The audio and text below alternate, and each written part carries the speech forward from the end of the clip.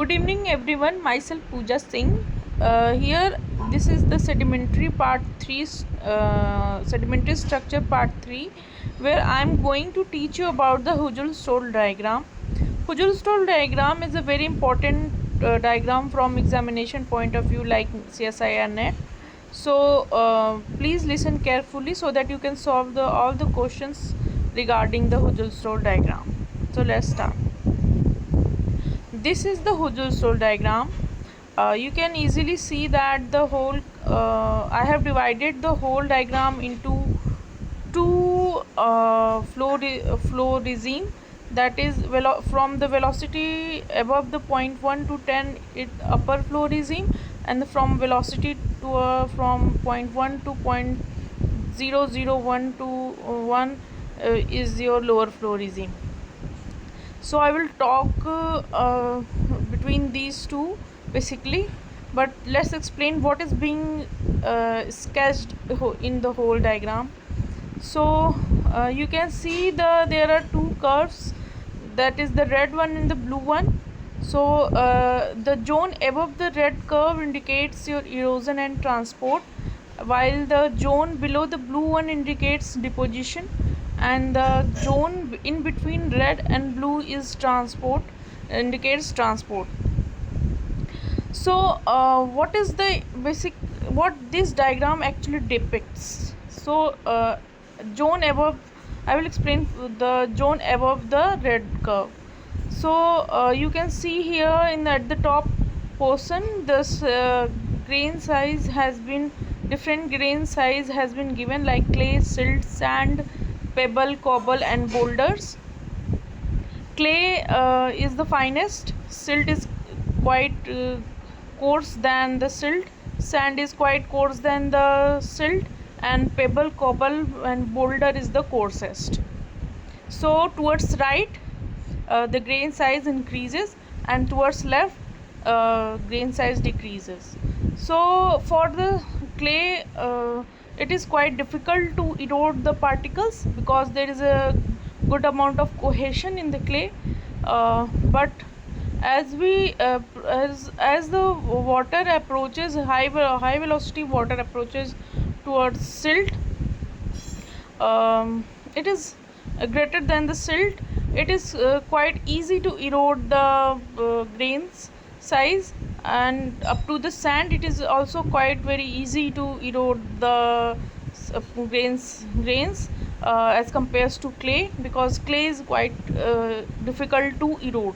You can see easily in the curve, it is towards up direction, and decreases up to the you can say very fine sand, for very fine sand is the least, and as the grain size approaches towards very coarse sand,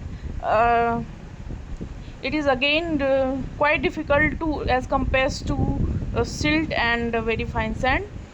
So for very coarse grains like pebbles, cobbles and boulders, it again increases, so it means that it is also quite again being difficult to be eroded. So this whole zone is, this whole curve indicates what I have explained earlier. So now coming towards your transport, so the mid zone indicates your transport part of the diagram. So I'm not saying that the clay cannot be eroded, but it can be eroded for very high velocity, basically from 5 meter per second to 10 meter per second as per the diagram given.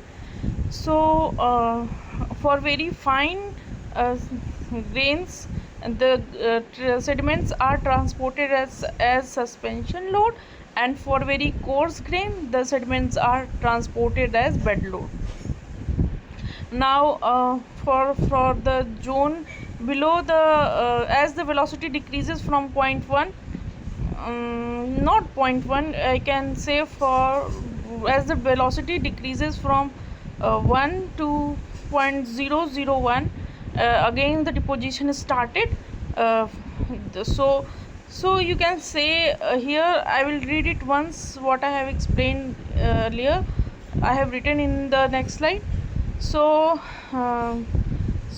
what I have divided the whole curve into upper flow regime and lower flow regime, and the point where the velocity start is 0.1 meter per second. The division for the upper flow and lower flow regime is 0.1 meter per second velocity. And you can see here that upper flow regime consists of erosive curve, while the lower flow regime consists of deposition, and mid part is transport condition. You can see here easily the upper flow regime indicates your erosion and transport, and the lower flow regime consists transport and deposition. Yeah, upper flow regime also consists of transport and deposition also.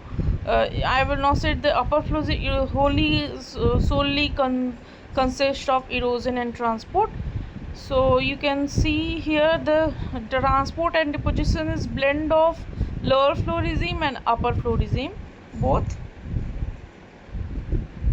So here you can see here in my slide that here the final particles are difficult to erode, which are less than the silt size, and from silt to sand it is quite easier to erode, while as the size increases from sand, it is very coarse sand, it is again difficult to erode. So rest as the velocity decreases from the erosive curve, the velocity transportation starts, and as it decreases more further, deposition starts. So that's all for Hussel-Stokes diagram. If you have any doubt regarding the Hussel-Stokes diagram, please ask me in the comment section so that I can answer your query, so that you can easily solve the question regarding the Hussel-Stokes diagram. So that's all for today. If you have any problem, please ask me questions, because without that I will not understand what you have understood and what you have not. So please students, please like, comment and subscribe my channel. Thank you very much.